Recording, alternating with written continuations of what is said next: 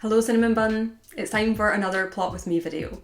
This is the series where I get my hands dirty fixing up stories from pop culture. The magical method that I use for all my plotting and story crafting is called the Plot Embryo, and if you would like to learn to use it for your own stories, head down to the description box below and sign up for my free course How to Plot on One Page. Or if you would just like a quick overview so that you can come back and watch this video, my original Plot Embryo video will be linked down below as well.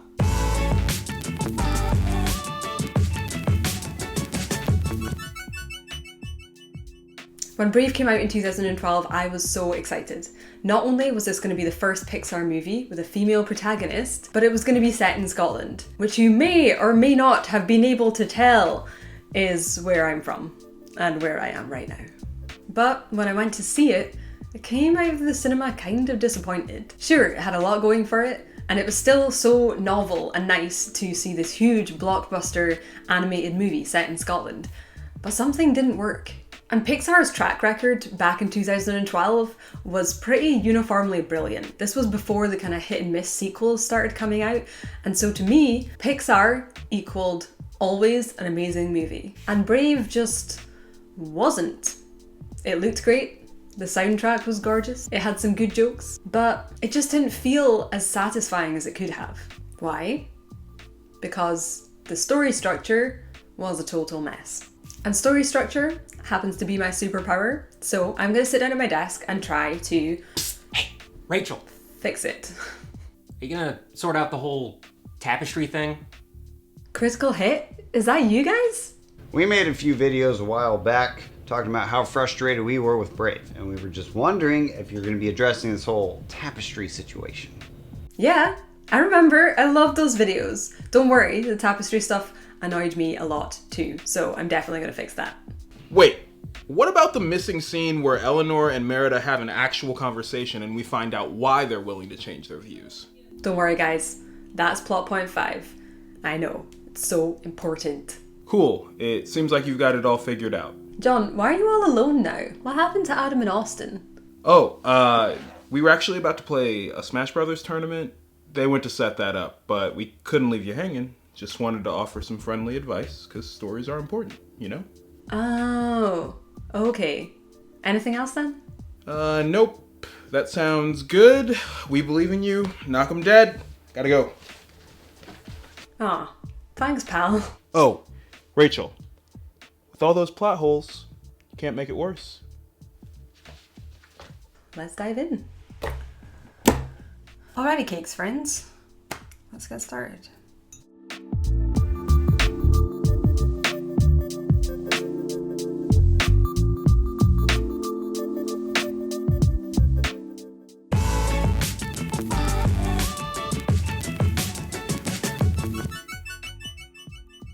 Okay friends, I am going to start by just looking over the notes that I made as I was watching the movie.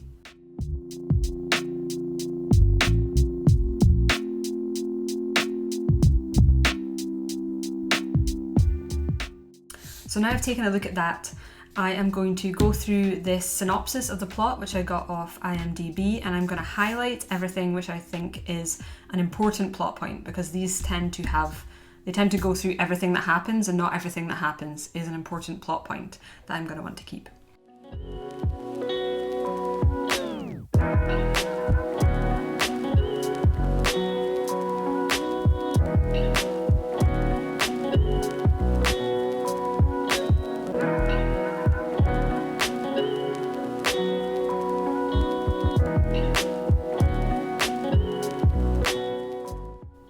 It doesn't really finish the ending, and that is kind of where all the important stuff happens, so I'm going to go and look that up so that I know what happens, but I just want to remember which order in which things happen, because I think that was a problem.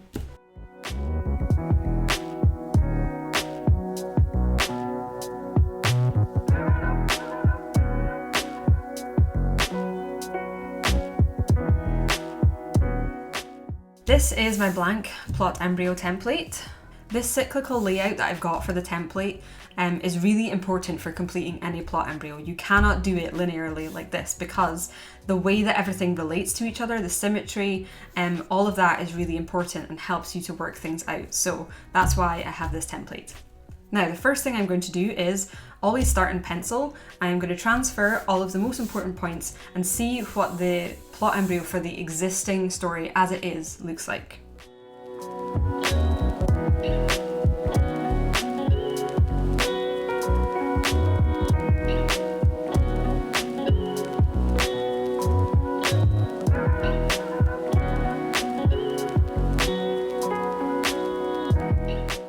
So this is me trying to do the plot embryo for the plot as it stands, as it is in the movie. And to be honest, it's kind of a mess, which I kind of expected, because one of the biggest things that I noticed on rewatching is that there's a lot of parts that are kind of out of order, and that stops everything from syncing up and clicking into place properly. So let me just quickly go over what I've got here. In the center for the quadrants, so this is the internal change in the character. We've got what the character believes before and how they've changed after.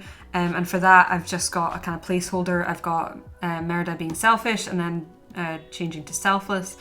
And for the familiar situation and the unfamiliar situation which she traverses over the story, I have peace, and then I've got like the threat of clan war, chaos. Could also be her mum turning into a bear, but I have that at the moment in this point, so that doesn't quite fit. This could then be, the conflict could be that she has to get married, and then that would make it fit that this is her mum turning into a bear, but we'll see how we get on with that.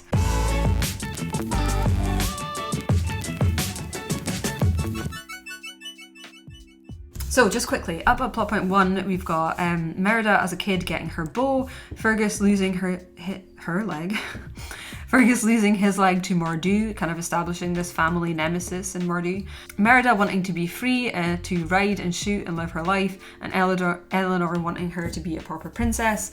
I have that maybe the argument happens here, I'm not sure. And then at plot point 2, so this is like establishing the conflict. Sorry, this is like stakes and backstory, and then this is establishing the conflict. The main conflict, which will drive the whole story, that Merida will have to resolve by the end, because this is a happy ending.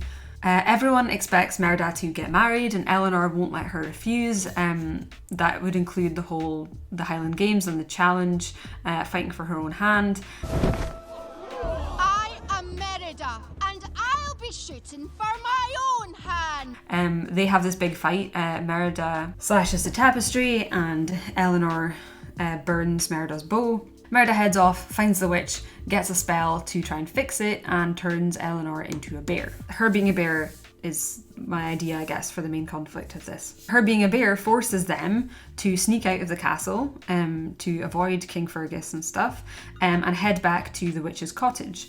And then down at Search, they are literally searching for a solution to the fact that she is a bear. But they find that the witch isn't there. There's just a cryptic message. They don't know what it means. They do some fishing, and they realize that we establish the stakes again, that if they don't find out a way to lift the spell, she will become a bear forever and she will lose herself completely. Then at Find, and this is a tricky one. This is the midpoint. This is meant to be where the character transforms from the before into the after.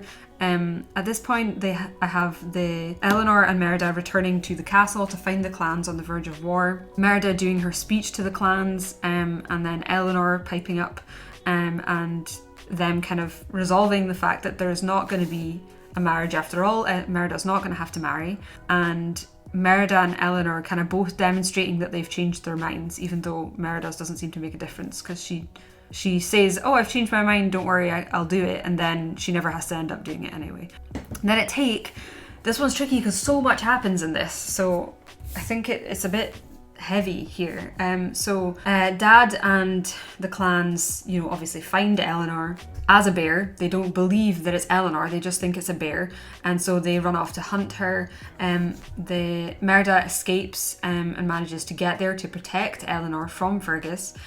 She's mended the tapestry, but then Mor'du attacks and Eleanor defeats him. Merida apologizes and Eleanor's spell is lifted, presumably by the tapestry being mended. So this is a lot to happen in this one point, and then I don't really have anything here. It's kind of... These points can tend to go together, to be honest, because you often don't need to show them actually returning. You can just... It's implied by the fact that in this point they're back to where they were, or they're back in a familiar situation.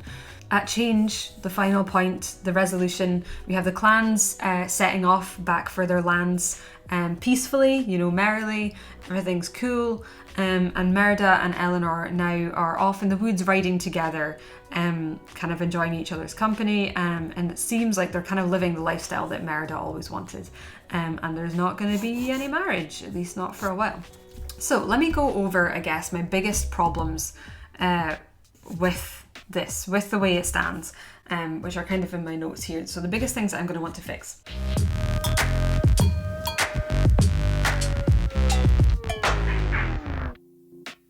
So let's talk about the two main conflicts. You've got the threat of war between the clans, which at the beginning they are trying to solve by having Merida marry one of the princes, one of the clan leader sons, one of the dudes, whatever. And then you've got Eleanor having been turned into a bear and them having to find a way to turn her back. Obviously, one of those, so the bear stuff only happens because of the clan stuff, so they're related in that way. The clan stuff is part of the status quo. It is part of the familiar situation for Merida, and so this belief should be what is stopping Merida from resolving kind of the situation or helping the situation here. And it's going on this journey where her mum turns into a bear and solving that problem that changes her in a way that eventually helps her change that status quo and do what is better for everyone in terms of the clan stuff. So because the clan stuff arises here, basically, it's part of the status quo and the establishing and the stakes. It's almost like the bear stuff should be solved and then the clan stuff. So it should be clan, the bear stuff arises and is resolved, and then we return to the clan conflict and see how that has changed as a result of the bear stuff. But in the movie, this is in the wrong order. It doesn't make sense. So you have Eleanor still a bear when they resolve the clan stuff, and then we have to resolve the bear stuff and turn save Eleanor from being hunted down and killed, and turn her back, and it just doesn't make sense that way.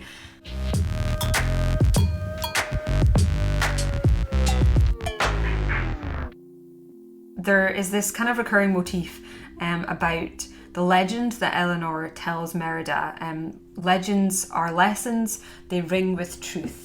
Legends are lessons, they ring with truth. And the legend is about, 4 brothers. One of the brothers is a bit power hungry and he is selfish, and it destabilizes the whole kingdom and everything goes to crap. But as Critical Hit rightly pointed out in their video,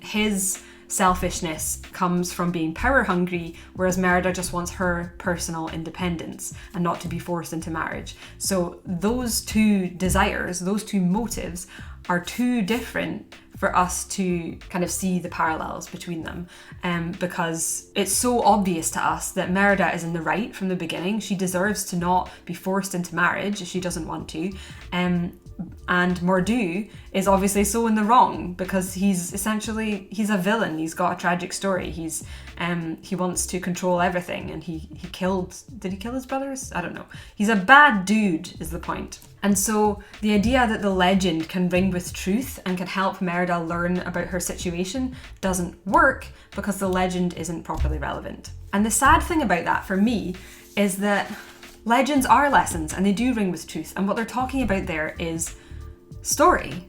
Stories can teach us things about the world, and the theme of the story is what does that. And so if we have the legend have a relevant theme which did fit Merida's situation, it would feel powerful, impactful, and resonant. But it doesn't, because it's just not a good story. I actually had the legend is just boring. I don't care about this prince. It doesn't convey a relevant theme strongly enough, and we should care about this legend if we want it to be such a big part of what helps Merida realize the error of her ways.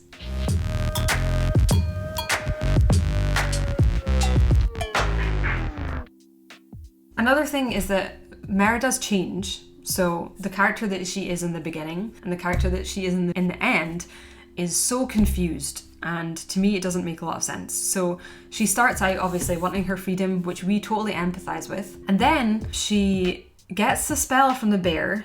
She gets the spell from the bear. She gets the spell from the witch to change her mum. That, to me, I just totally lost empathy with her, because she just seemed to be doing such an awful thing. Like the idea of casting a spell on her mum that she doesn't even know what it's going to do, to try and force her to change her fate, to force her to let her not get married, just seemed like a really awful thing to do. And obviously that would be fine if it's eventually what she would realise was wrong and she apologized for, but she never apologized for that. She apologized for not wanting to get married, which is not something that is bad. Yeah, there's a moment after she's been turned into a bear, they've been to the witch and they don't know what to do now. They're sitting kind of quietly in the forest together, and it's quite a melancholy moment, and it seems like what Merida should be saying is, I'm sorry, I shouldn't have done this. I shouldn't have tried to control the situation that way. It wasn't right. This is my fault. And what she said instead is, we'll sort it out tomorrow.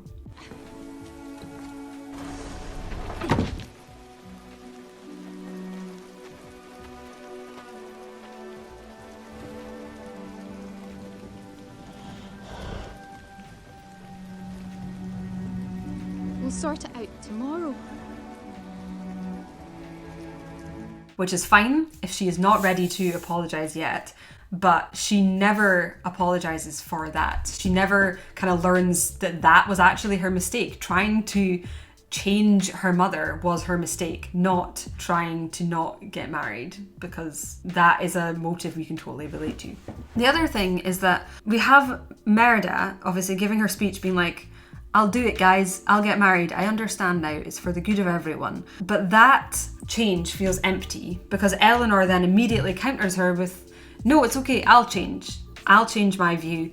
You shouldn't get married. It's cool. And then Merida just gets what she wanted anyway. And so the point, I don't understand the point in her making that speech or having that change of heart, because she never actually has to sacrifice anything. She says that she's ready to sacrifice it, but Eleanor then is the one to sacrifice and kind of compromise. And in the end, you know, Eleanor and Merida are riding around on their horses together and presumably doing some shooting and stuff. Merida gets the life that she always wanted. She never actually has to sacrifice anything. That makes the happy ending feel unearned. It makes it feel unsatisfying. She didn't actually give up something that was important to her.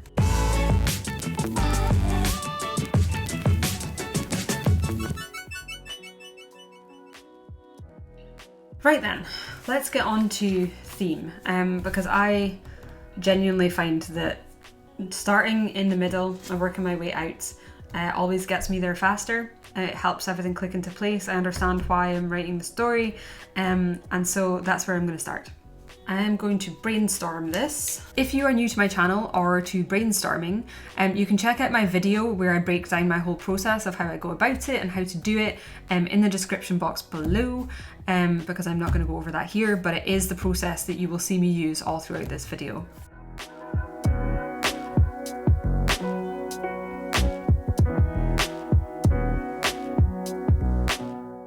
So, a theme is a statement. It is a statement about the world. It is a declarative sentence. It is the belief that the character holds before and then the belief that they hold after. And so what I'm starting by doing is listing some topics that this might be dealing with. So this is based on what's already in Brave. So what I've got is personal freedom, arranged marriage, independence, parental pressure, social norms, the price of breaking norms, tradition, breaking tradition, marriage for politics, compromise, failing to listen and empathize, and learning to listen and empathize, selfishness, and selflessness. So obviously the marriage and tradition stuff is about kind of the clan side of things. So like the stakes for Merida to get married or not is about, is her personal freedom worth causing political chaos, basically, and potentially bloodshed. And then this stuff, so compromise, learning to listen and empathize, that's more about Eleanor and Merida. We see that in the beginning, you know, neither of them can listen to each other or empathize with each other, and hopefully by the end, obviously they can. So these are the topics which the theme seems to be around, and I am going to now try to start to write ideas for the befores and afters. So let's brainstorm.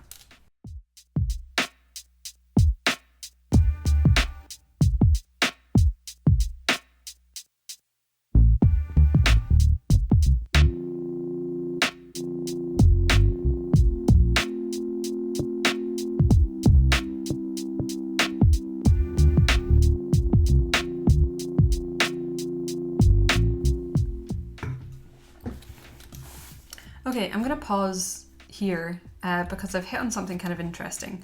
So kind of talking about the difference, about the idea of tradition here. And the thing about Brave is that it's obviously, it kind of has two main characters. Merida is the main point of view character, but it's really about their relationship, and so you should have kind of like two sides of the same coin. And these were starting to give me ideas for themes which would fit both Eleanor and Merida. The first one I had is from Merida's point of view, and that would be her belief before that tradition is always wrong. And that would mean that Eleanor could have the flip side of that, which makes her a good antagonist. So her belief would be tradition is always right. And then they could both transition from those beliefs to believing a compromise in the middle. So that would be something like, tradition itself is neutral. We must examine the roots and effects of a tradition to decide if it is worth upholding. It's a little bit wordy, but you get the idea. And then another way of phrasing this would be Merida believing all tradition must be broken, and Eleanor believing that all tradition must be upheld, and then them both coming to the middle ground of traditions must be critically evaluated before upholding or breaking them, you know, like on a case-by-case basis. So I really like this idea because it does mean that you could then have Merida's plot embryo and Eleanor's plot embryo, and they're both starting from opposite places, and their change of heart puts them in the same place, which is kind of what you want. If you want these two characters to be at odds and then for them to reconcile, that seems to be a perfect way to do it for me. So they both have heroic plot embryos. They're starting out in opposite places, but then they come to common ground. Yeah, I really like this idea. So I think I'm gonna noodle around with a few more versions of this, change the wording, and see what I come up with.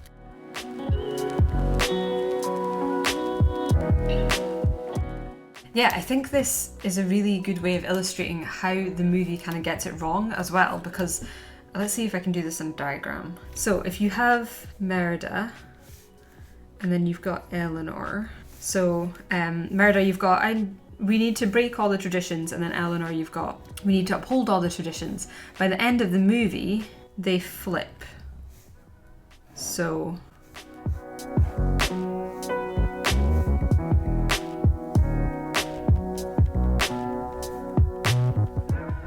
you know, at the big speech, Merida now believes, oh, that's two M's, Rachel.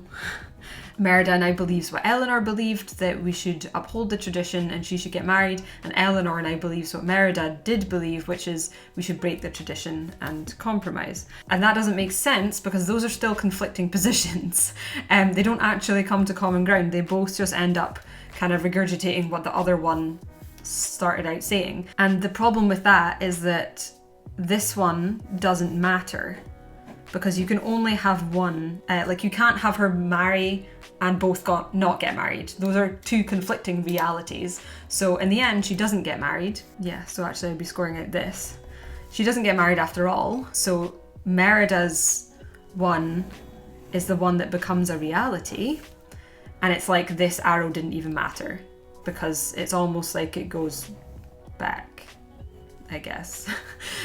So they both end up with Merida's original belief. So this is how the movie is. This way of organizing it kind of makes it like this. So you'd have Merida's belief and Eleanor's belief, which are like negative and positive because they are literally the opposite sides of the coin. We must break all tradition, we must uphold all tradition. A and B, and instead of just flipping them, you have them both come to a common ground. Here, C. So C would be, we must look closely at the traditions that we decide to uphold or break. Because you can't say that all tradition is bad or that all tradition is good. Some traditions are great and wholesome and lovely, and some of them are very messed up, and we should be thinking about changing them. I think this works a lot better. Do I still want to rephrase this a little bit?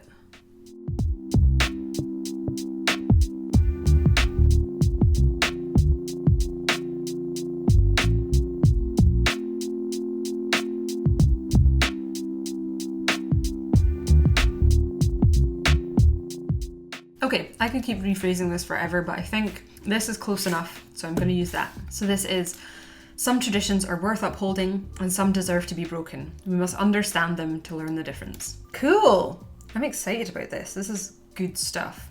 Shall I highlight these? Hire me, Pixar. These are our befores, these are our afters. Let's write them in. This is always the most satisfying bit, is when you get piece of the puzzle and you get to write it in all neatly, in pen no less.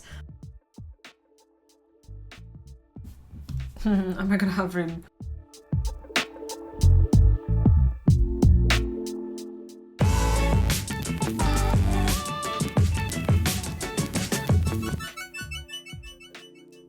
Now, the way that Merida and Eleanor behave in the beginning actually already kind of matches up quite well with these new beliefs. So Merida believing that all tradition must be broken, she already breaks most of it in the beginning. And Eleanor believing that all tradition must be upheld. They both kind of act like that anyway, although I could go into more specifics to like generate some more details about their behavior and, you know, their lives and stuff.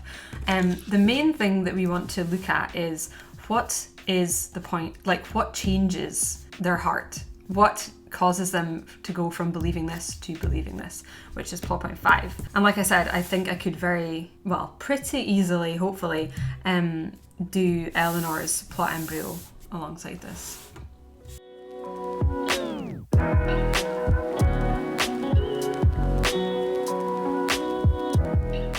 So something that this is making me think about is, if we have Merida believing that all traditions must be broken, Eleanor believing that they all must be upheld, and then both realizing that, you know, some are one and some are the other. It's almost like we should have two traditions that are kind of at stake here. Obviously, we've got the tradition, or the norm, I guess, of Merida marrying for the sake of the clans, and that is the one that I think obviously needs to be broken. So I think what we want actually is a kind of mirror tradition, that Merida is also she's equally against it, but that she realizes actually does have value, and that it's nice, and that it maybe preserves something nice about their family, or that there's value in it and that it's worth upholding that. Then similarly, if you have these two traditions that Eleanor believes must both be upheld, like it would help her to learn the difference if we have the marriage tradition and then something else. So I'm not sure what that is exactly yet, but we will find out.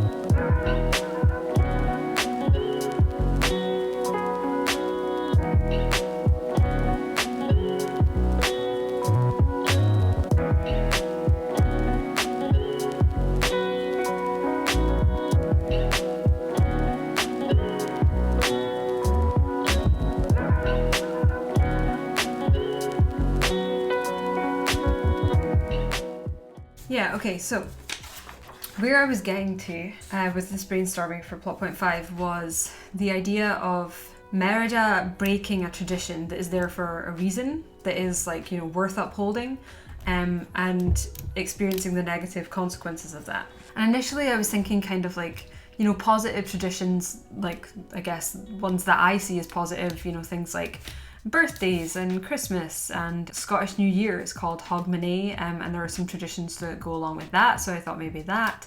Safety based ones, you know, like never go near this place or that thing, like family things, personal things. And then I realized there's already a mistake or an action that Merida takes throughout the story which backfires on her in a big way, and that is getting the spell from the witch. So maybe I could turn that into a tradition somehow that she is breaking, instead of it just being, you know, something that she does.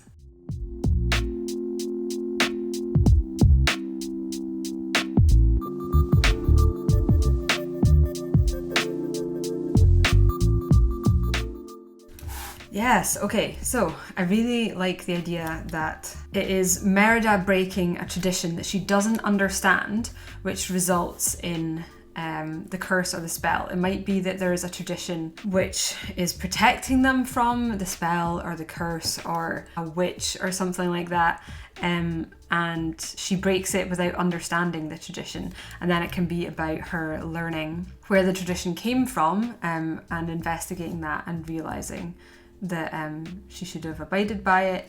And that kind of makes sense, I guess, in parallel to Eleanor's, where we want her to go deeper on the tradition of, I guess, forced marriage and why that may or may not be helpful. Okay, but what could that be?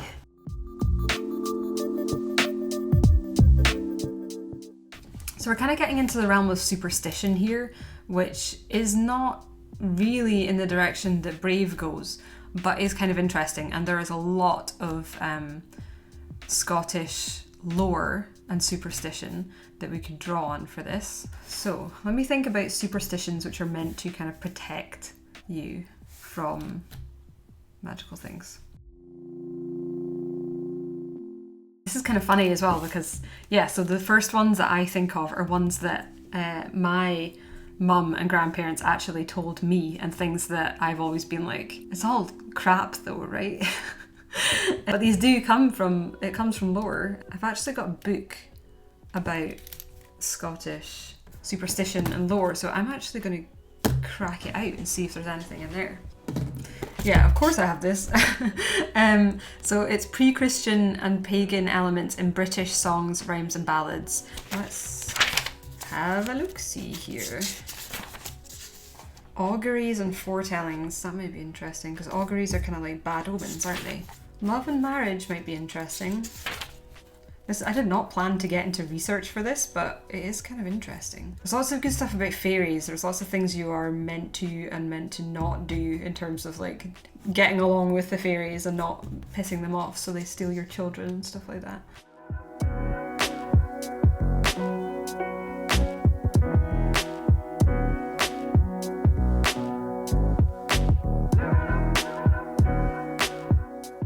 This one is like a curse, but it's got something about the stone of his fate at the end, so I'm going to read it.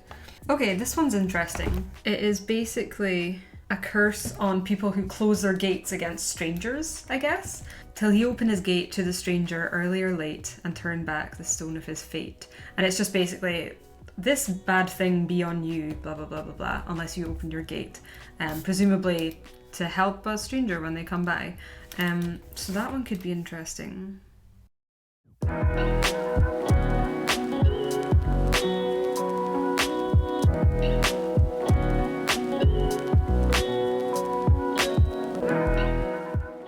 Okay, so from this I've got nests and a closed gate. I think I'm going to go with the gate just because coming across a nest is like something that only happens once in a while, and so it's hard it can be a superstition, but it's hard to make that into a tradition, whereas the gate thing, it can be a tradition to keep it open, and that would be something that, you know, you'd come into contact with in daily life, and that Merida would be used to doing, and could, you know, kind of rebel by closing it. So never close the castle's gate would be the tradition, and little does Merida know that it comes from a curse or something. Okay, so from the poem or the rhyme, these are like the bad consequences of the man who closes his gate against a stranger early or late.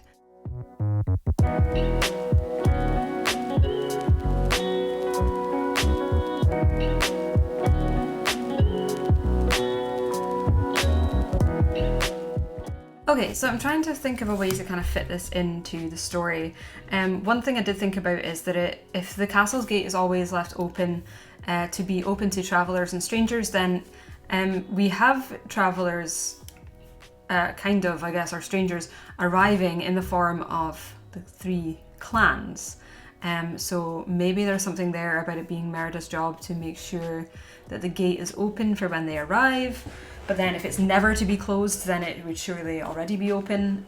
I guess what I want to figure out is there a reason, like what would Merida's motivation be for closing the gate? Is it purely out of spite because she resents tradition? Or is it inconvenient somehow to have the gate left open? Alrighty buns, that's it for part 1. Thanks to Critical Hit for appearing in this video. Go and get stuck into some delicious storytelling chat on their channel, linked below, and become a subscriber, like me. Let me know what you think of my fix so far in the comments, and I will see you again in part 2.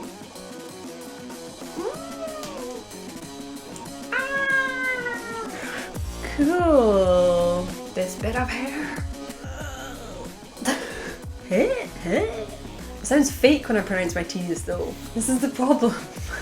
I pronounce my T's and not being authentic. But I also sound lazy.